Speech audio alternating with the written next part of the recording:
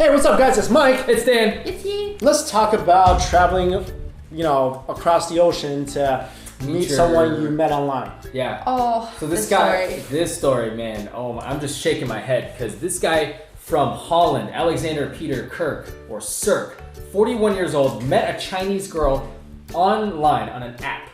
2 months after 2 months. Which app? I don't know. Why? You want to know? No. There's got to be a million dating apps in China. Yeah, I'm sure there is. He met her on one of them, whatever, WeChat, whatever.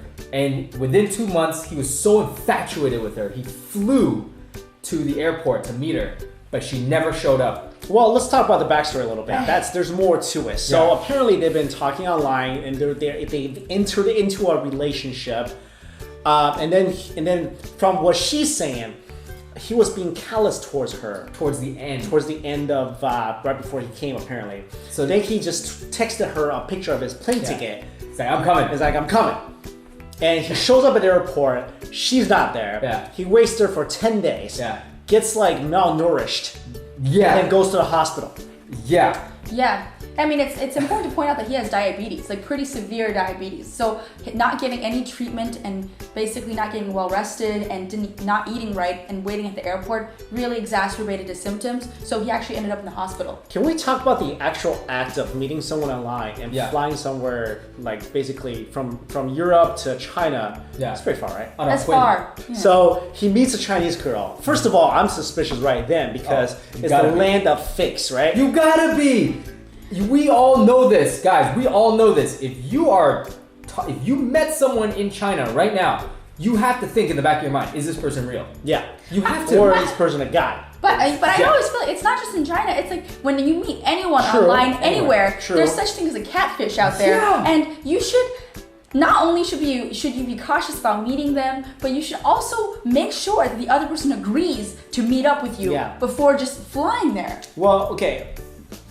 To kind of back him up a little bit, apparently they got in contact with the girl who said, and check this out, she was in the middle of plastic surgery, so she couldn't come. And they're like, can you come now? And she's like, well, it's inconvenient. Right. And then she's like, I will come. She says she will come meet him, I guess, later. But not in those 10 days that he was like basically like completely dehydrated and all that. And she won't go then. She'll go later. She said no. She said she wouldn't go. And she was like, but she did answer to the reporters who were looking for her. Yeah. So she told them that story. She was like, I was having plastic surgery. Yeah, well, apparently she's real. There's some pictures of her. I thought, right? Is this her? These photos, apparently that's her. These photos are very hard to tell. The photos that we can see online right now, first of all, they're photos of a photo. So they're glamour photos. They're glamour photos. We have no idea what she actually looks like. I'm totally weary if somebody shows me glamour photos, because that means you could have pulled them off the internet. I want to see candid photos of don't you think they would have video chatted? That's what... Exactly. Come on. That's the number one thing. First of all, verify that person's real. Video chat. But even then, because look, I'm not trying to make fun of this guy or anybody, but there's been stories where men tricked other men into thinking that it was a woman and got married. That's a real story in China. Yeah. So anyways, I'm just saying, be weary of the long distance internet dating. It's hard enough in America. You meet somebody, you're gonna meet somebody for the first time. It's hard enough. I'm gonna go ahead and question the guy. Okay. Because I don't feel like this is normal. I don't feel like that either. Any normal person, let's bypass the whole, traveling across the world to see someone you never met before thing. Right. All right, let's say you do that. You get to the airport, right? She doesn't show up. Right. You stay there for 10 days? Like, seriously? Yo, you got diabetes. First of all, did you bring enough insulin shots for 10 days? What if you run out? You can die, first of all. In terms of nutrition, you're not going to have enough. Like, that's what I'm saying is that any normal adult would be like, all right, I'm going to prepare for the fact that, let's say she doesn't show up, right? Prepare for the fact that, let's say there's some complication, right? And secondly, I can be adult enough to be like, well, I can't find what I need inside the airport. Right. I'm not Tom Hanks in the terminal. I'm not trapped here. Let me get my butt over to a convenience store or a hospital or a pharmacy or whatever. Right. Why did he stay in the airport? Maybe he didn't have money. That's maybe. Then why is the girl marrying him? Oh! No, you're right. Because look, realistically, I get to the airport. My girlfriend, who I think is my girlfriend, and we never broke up. And if she doesn't show up in 2 days, I'm leaving, I'm going to the cops because I'm worried for her.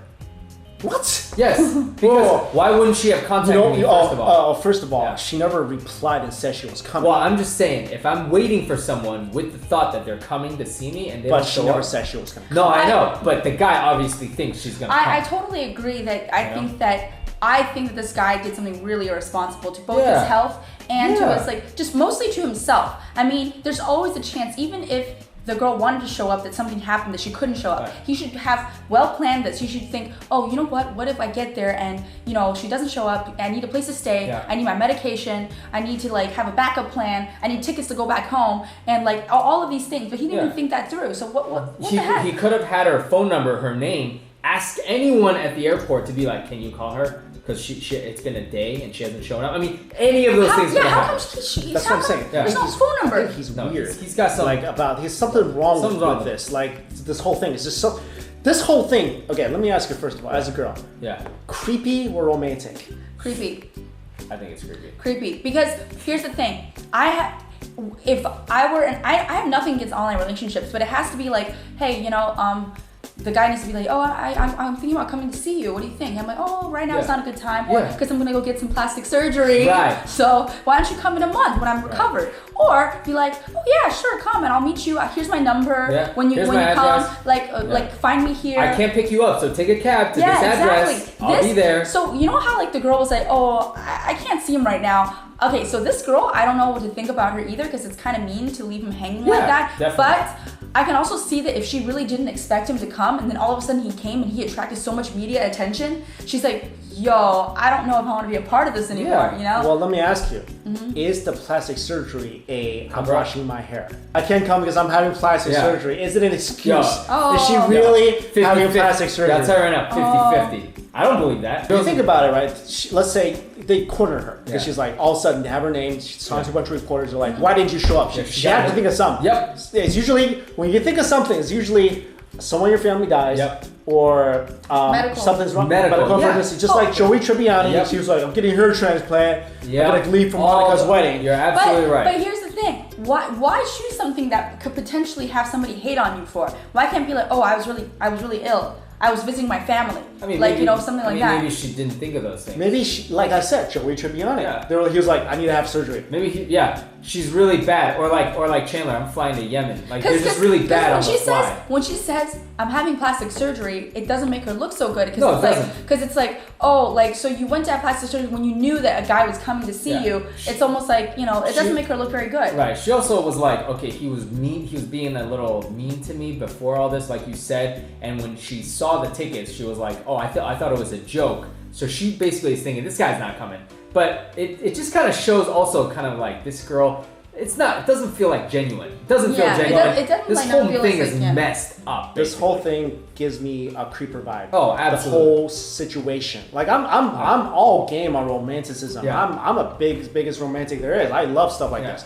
The whole thing just really just screams stalker / craziness to me. But I also feel that she probably maybe led him on a little bit, because for 2 months you gotta have a sense like, oh, she likes, you know, we're kind of into something. But I feel like, look, if you're not interested in somebody, just be like, I'm not interested in you.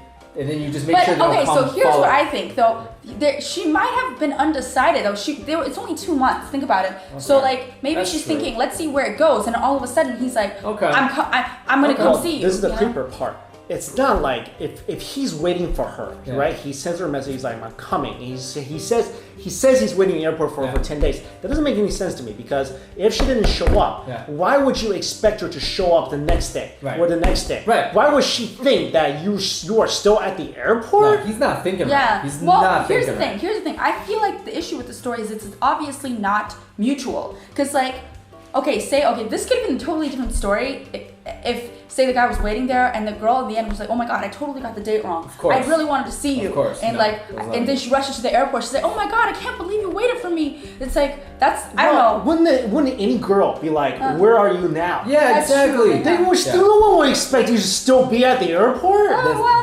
I guess it's not the 1950s no more. Because, like, so here's the thing. If it was before cell phone technology, I understand if something like this happens. Right. Because once you leave the country, there's no way to contact the other person. Right. And then so the only way you can do anything is to wait for the other person. Right. It's like getting lost in the mall as a kid. But then now it's like smartphones are everywhere. I mean, in this picture, he's showing her photo in a smartphone. Right. So it's like they gotta be calling each other. So now, after all of this, guess what?